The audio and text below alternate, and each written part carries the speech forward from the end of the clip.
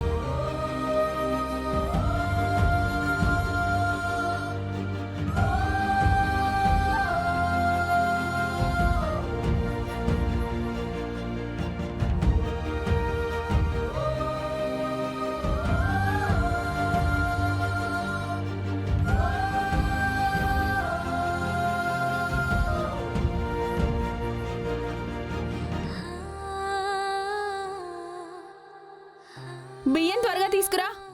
తెస్తున్నానమ్మా.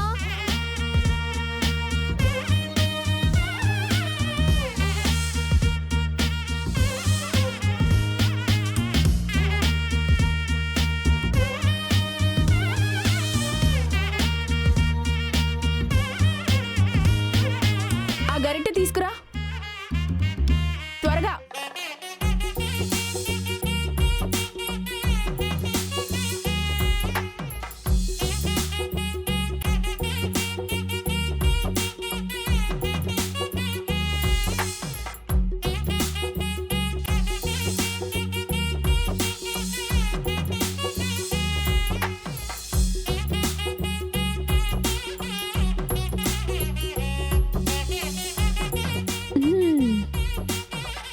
Thank you Guruji. ఈరోజు మీరు చెప్పిన బెంగాలీ స్వీట్ యాజ్ ఇట్ ఈస్గా తయారు చేశాను. ఈ స్వీట్ మా అత్తగారికి చూపించి శభాష్ అనిపించుకోవాలి. ఇదే బెంగాలీ స్వీట్ మా స్వీట్ షాప్లో సేలింగ్కి పెట్టించాలి. అదే నా టార్గెట్.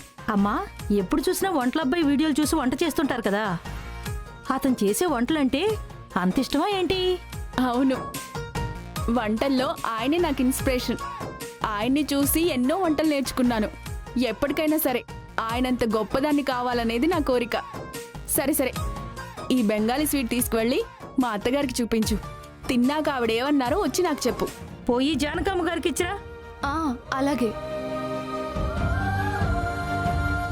ప్రసాదం ఇంకో 2 నిమిషాల్లో రెడీ అయిపోతుంది. అక్కడ తెల్ల క్లాత్ పెట్టాను, తీసుకురా. అలాగే.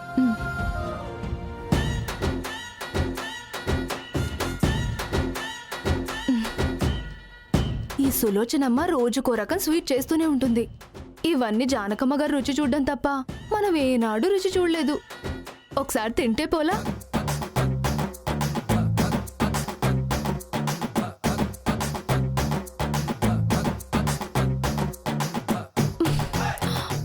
ఆహా, ఈ స్వీట్ మాత్రం బ్రహ్మాండంగా ఉంది.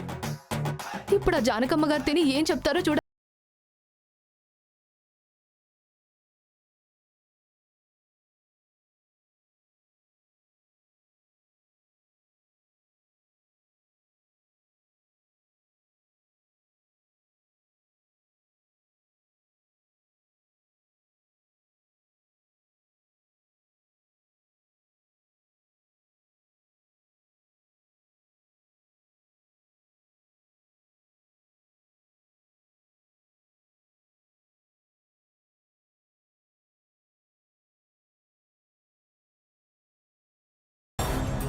నేను మేనేజర్కి ఫోన్ చేస్తే అల్లుడు మధ్యాహ్నం వచ్చినా సరిపోద్దన్నాడే. అవునా? అయితే నువ్వు వెళ్తోంది మన ఆఫీస్కి కదా నాన్న? మీ మావయ్య ఒక్కడు చాలరా నిన్ను అడ్డంగా ఇరికించడానికి.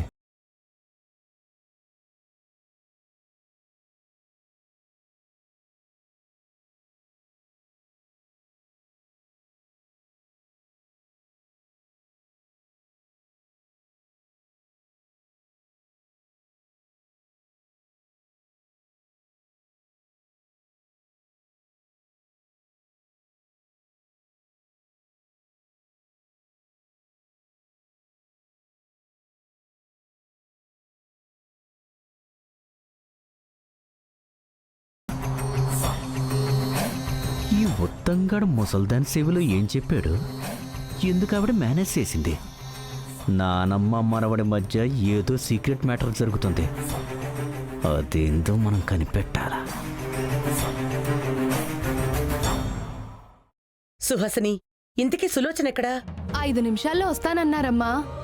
ఈ లోపు ఇదిగో ఇది బెంగాలీ స్వీట్ అంట, మిమ్మల్ని రుచి చూడమని చెప్పారు.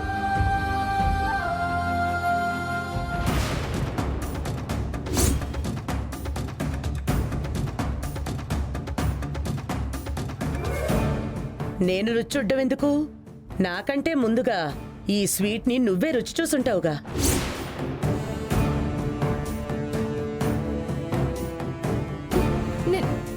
నేను తినలేదమ్మా, నేను తినలేదమ్మా.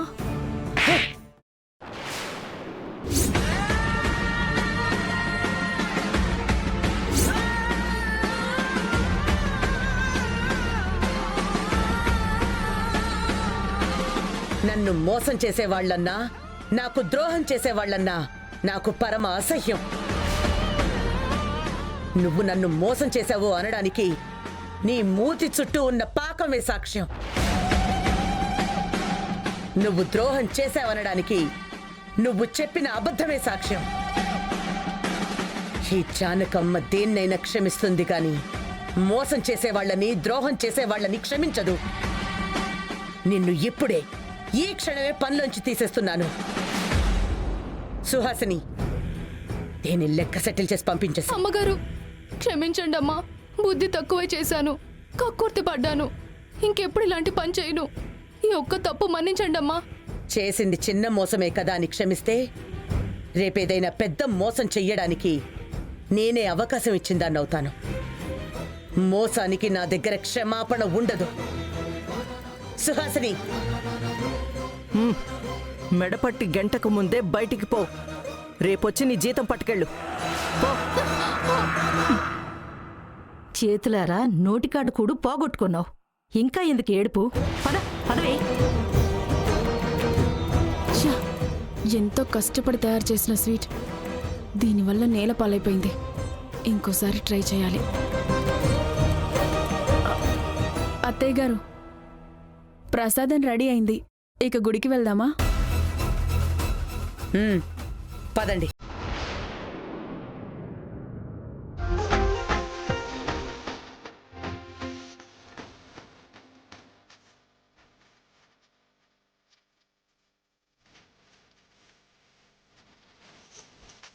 మైథిలి, ఈరోజు ఆఫీస్కి వెళ్ళకు, అందరం కలిసి గుడికి వెళదాం.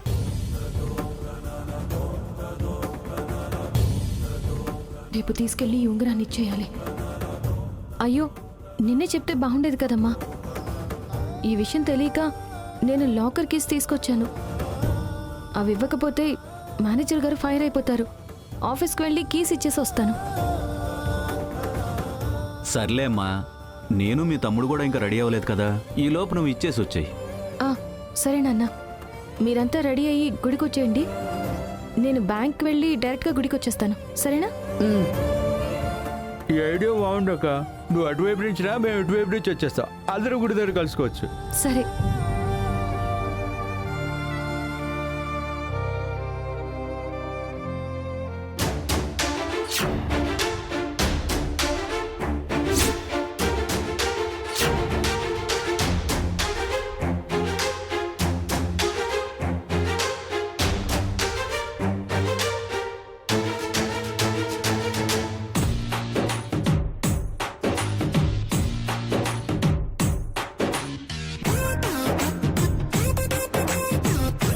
అమ్మా, నాదో డౌటు. ఈ పూలు కొబ్బరికాయలు కొన్నావా లేక ఎక్కడైనా కొట్టుకొచ్చావా? కొట్టానంటే పళ్ళు రాలిపోతాయి. కొనడం మన ఇంట వంట లేదని తెలిసి కూడా ఆ ప్రశ్న ఎలా వేస్తావురా? ఇదంతా నా కష్టార్జితమే.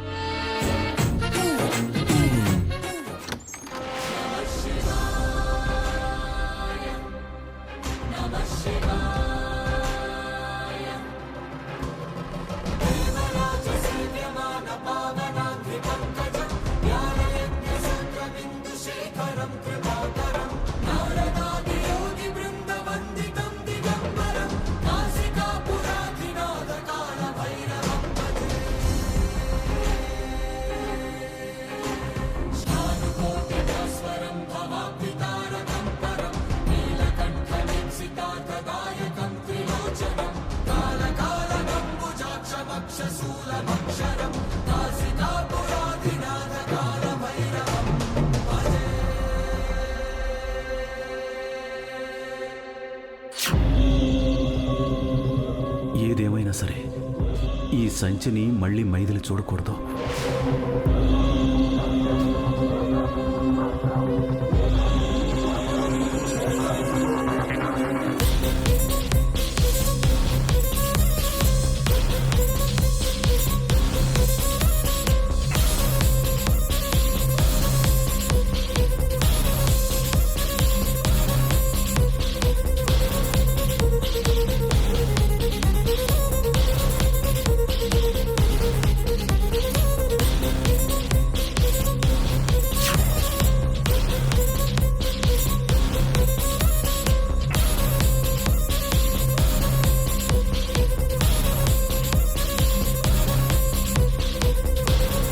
రాత్రి ఇక్కడే కదా పెట్టాను, ఉదయాన్నే కనిపించడం లేదేంటి? కొంప తీసి అమ్మగాని ఇక్కడికి రాలేదు కదా?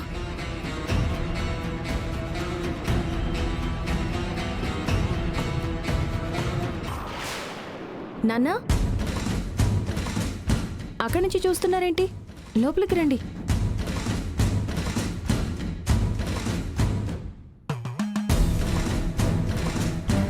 ఈ గదిలో శబ్దం వస్తే కొంపదీసి మీ అమ్మగాని వచ్చి ఏదైనా వస్తువు దొంగిలించడానికి వెతుకుతుందేమో అని డౌట్ పడి అలా చూశాను. ఇంతకీ నువ్వు దేనికోసం వెతుకుతున్నావు అమ్మా ఇక్కడ? జానకమ్మ గారు ఉంగరం నా బ్యాగ్లో పడిపోయింది నాన్న. పొరపాటున అమ్మ కంట్లో పడితే మాయం చేస్తుందన్న భయంతో ఈ పెట్టెలో ఉన్న సంచిలో దాచాను. ఇప్పుడు చూస్తే ఆ సంచి కనిపించడం లేదు. నానా, కొంప తీసి అమ్మ కానీ ఈ ఉంగరం తీసిందంటావా?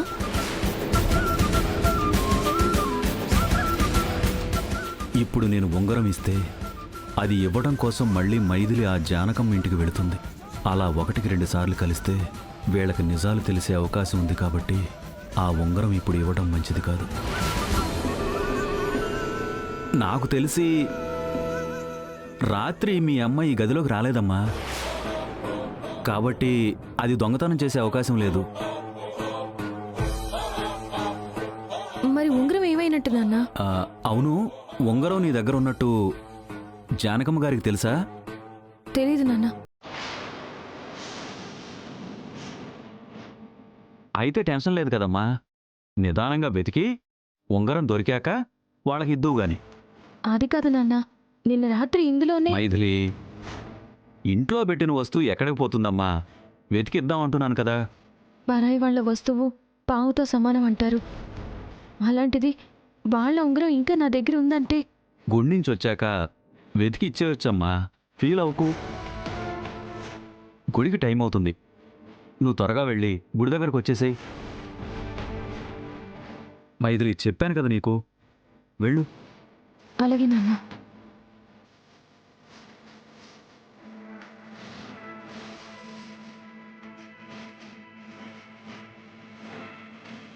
నన్ను క్షమించు తల్లి.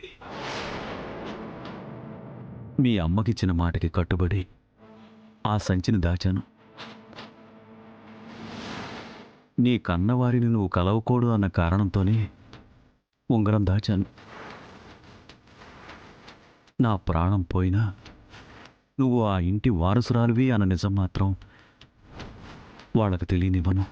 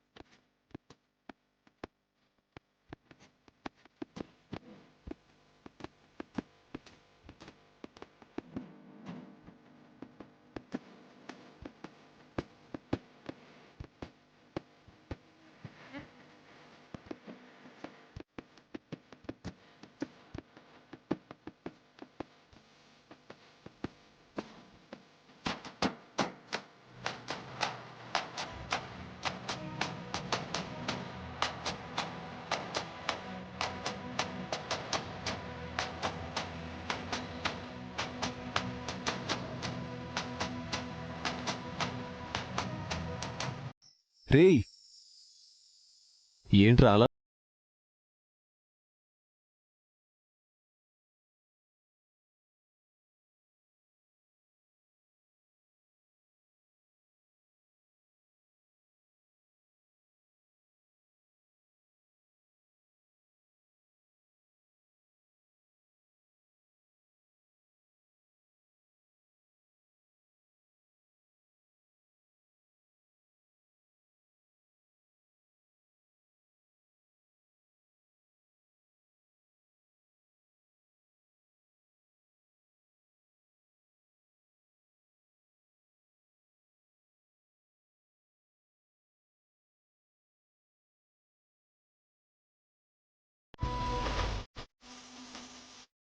Sir good morning sir. Good morning Maithili. Come come come. ఏంటి రోజు కంటే ఈరోజు త్వరగా వచ్చావు? ఈరోజు గుడికి వెళ్తున్నాను సార్. ఒక 1 అవర్ పర్మిషన్ కావాలి. లేదు మైథిలి, చాలా వర్క్ పెండింగ్లో ఉంది. సర్లే, నువ్వు ఎప్పుడు ఇలా అడగవు కదా, ఫస్ట్ టైం అడిగావు, అందుకే పర్మిషన్ ఇస్తున్నాను. కానీ 1 అవర్లో తిరిగి రావాలి. Thank you sir. 1 అవర్లో తిరిగి వస్తాను.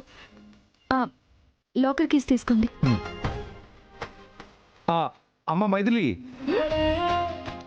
దేవుడి దగ్గర మన బ్రాంచ్ డెవలప్ అవ్వాలని, అలాగే ఆ జానకమ్మ కంపెనీలో ఉన్న అకౌంట్స్ అన్నీ మన బ్యాంకుకే రావాలని మొక్కుకో.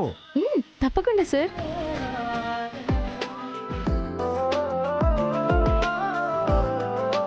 వస్తాను సార్. ఓకే.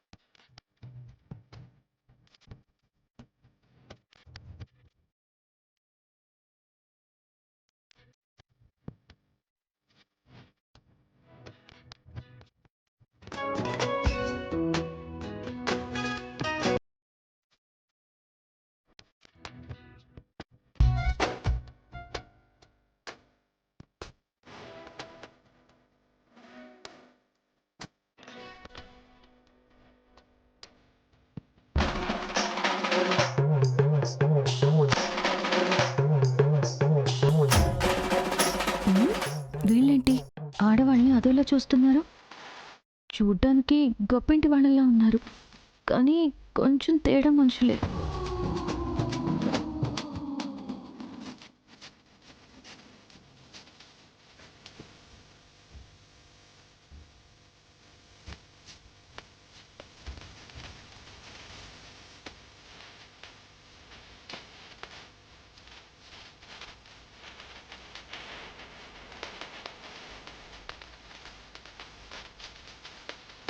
బ్యాంక్లోకి ఇద్దరు పోకిరీలు ఎంటర్ అయ్యారు. బ్యాంక్లో ఉన్న ఆడవాళ్ళ వంక చూస్తూ సెన్స్ లేకుండా బిహేవ్ చేస్తున్నారు. అవునా? ఎక్కడే? నీ లెఫ్ట్లో. వెంటనే కాదు, స్లోగా చూడు.